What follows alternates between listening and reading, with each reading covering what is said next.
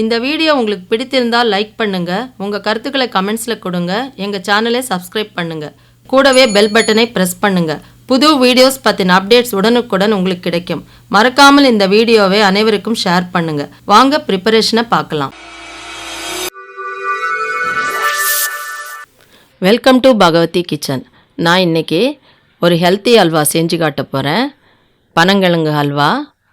இதுக்கு நான் இங்கே 6 பனங்கிழங்கு எடுத்து வச்சுருக்கிறேன். இப்போ இந்த பனங்கிழங்கெல்லாம் மேலே இருக்கிற தோலை எடுத்துடலாம்.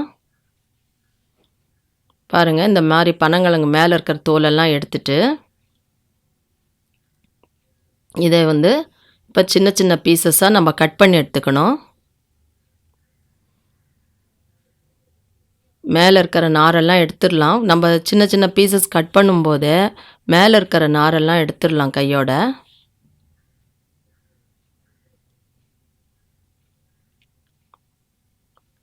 பாருங்கள், இந்த மாதிரி கட் பண்ணிவிட்டு இப்போ இந்த பீசஸ் எல்லாம் ஒரு குக்கரில் போட்டு நல்லா வேக வைக்கணும். ஒரு 5 விசில் வேக வைக்கணும். நம்ம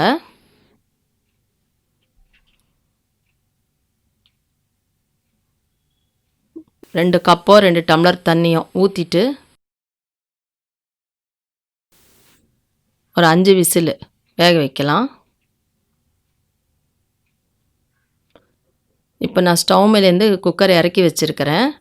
இப்போ நம்ம மூடியை திறந்து பார்க்கலாம். பாருங்கள், நல்லா வெந்திருக்குது.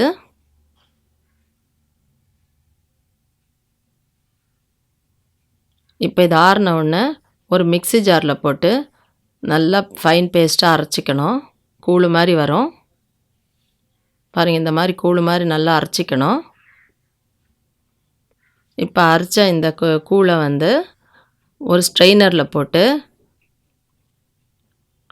நல்லா இப்படி தேய்ச்சோன்னா, நல்லா ஒரு கரண்டியில் ஒரு ஸ்பூனால் இப்படி தேய்ச்சிங்கன்னா அந்த பல்ப்பெல்லாம் பாத்திரத்தில் விழுந்து மேலெல்லாம் அந்த ஸ்ட்ரெயினரில் அந்த நாரெல்லாம் அப்படியே நிற்கும். இப்போ ஒரு பேனில் ஒரு ஸ்பூன் நெய்யை ஊற்றிட்டு முந்திரி பருப்பை வறுத்துக்கலாம்.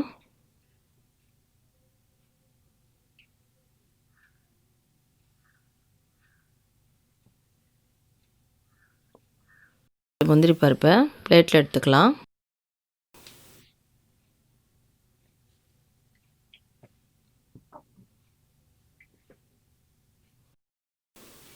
இந்த பனங்கிழங்கு கூழ் 1 கப்பு எடுத்துருக்கிறேன். இங்கே கரெக்டாக 1 கப்பு வந்தது.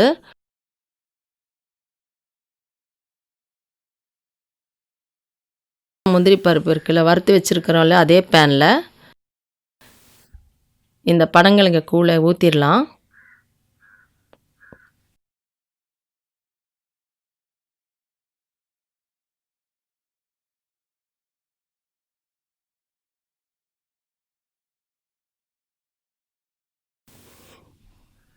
எந்த கப் அளவு பனங்கிழங்கு கூழ் எடுத்துருக்கிறோமோ, பல்ப் எடுத்துருக்கிறோமோ, அதே கப் அளவுக்கு தேங்காய் பால் எடுத்துக்கணும். Equal measurement. அதுவும் இந்த பேனில் ஊற்றிட்டு இப்போ எல்லாம் ஒன்றா மிக்ஸ் பண்ணிக்கலாம். இப்போ ஸ்டவ் மீடியம் ஃப்ளேமில் வச்சுட்டு நல்லா மிக்ஸ் பண்ணிகிட்டே இருக்கணும். அடி பிடிக்காமல் மிக்ஸ் பண்ணி இருக்கணும்.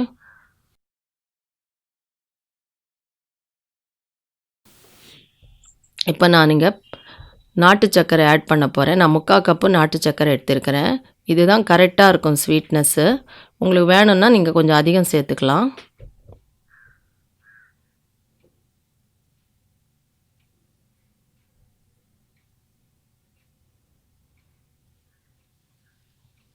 இப்போ நல்லா மிக்ஸ் ஆனதும் இப்போ நான் 1 ஸ்பூனு நெய் ஆட் பண்ணுறேன். இதில்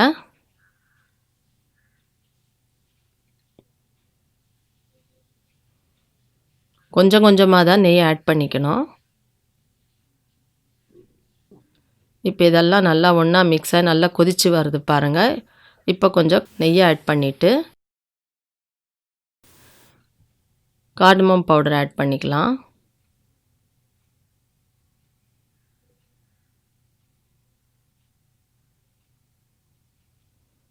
இப்போ இதை ஒன்றா திரண்டு எப்படி வந்திருக்குது பாருங்கள். நல்லா கெட்டியாக அல்வா பதம் எப்படி இருக்குதுன்னு.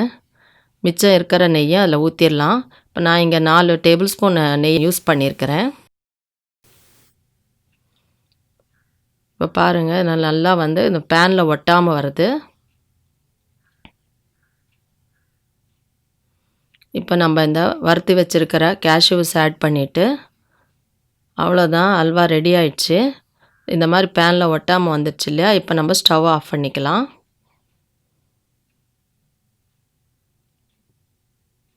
இப்போ ஒரு 5 நிமிஷத்துக்கு இது அப்படியே ஸ்டவ்லேயே வச்சு வைக்கலாம். ஒரு 5 நிமிஷத்துக்கு. இப்போது டேஸ்டியான பனங்கிழங்கு அல்வா ரெடி. இந்த ரெசிபி உங்களுக்கு பிடிச்சிருந்தா லைக் பண்ணுங்கள், கமெண்ட் பண்ணுங்கள், சப்ஸ்கிரைப் பண்ணுங்கள். தேங்க்யூ.